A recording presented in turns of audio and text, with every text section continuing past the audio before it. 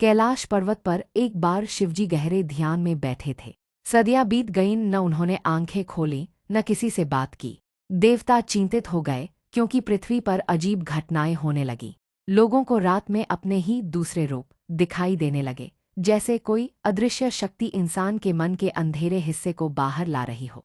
कोई शांत व्यक्ति अचानक हिंसक हो जाता, कोई लालची इंसान खुद अपनी परछाई से डरकर पागल हो जाता।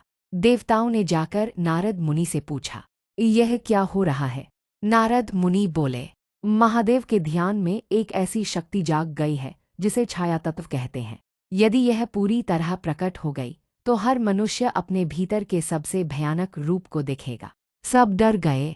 तब पार्वती जय कैलाश पहुंची।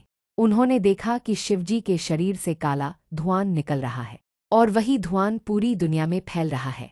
पार्वती जी ने धीरे से पूछा, स्वामी यह कैसी तपस्या है? तभी शिवजी ने आंखें खोली।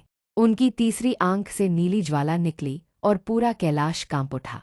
शिवजी बोले, मैं संसार के पाप नहीं देख रहा, मैं मनुष्यों के भीतर छिपे भय देख रहा हूँ। पार्वती जी ने कहा, लेकिन लोग तो भय से मर रहे हैं। शिवजी मुस्कुराए, जब तक मनुष्य अपने भीतर के अंधकार को नहीं देखेगा वह प्रकाश का मूल्य नहीं समझेगा। इतना कहकर उन्होंने अपनी जटाओं से गंगा की एक बूंद पृथ्वी पर गिराई। जिस इंसान ने उस जल को देखा उसे अपने भीतर की बुराई दिखाई दी, क्रोध, लालच, घमंड, ईर्ष्या। कुछ लोग डरकर टूट गए, लेकिन कुछ ने अपना जीवन बदल लिया।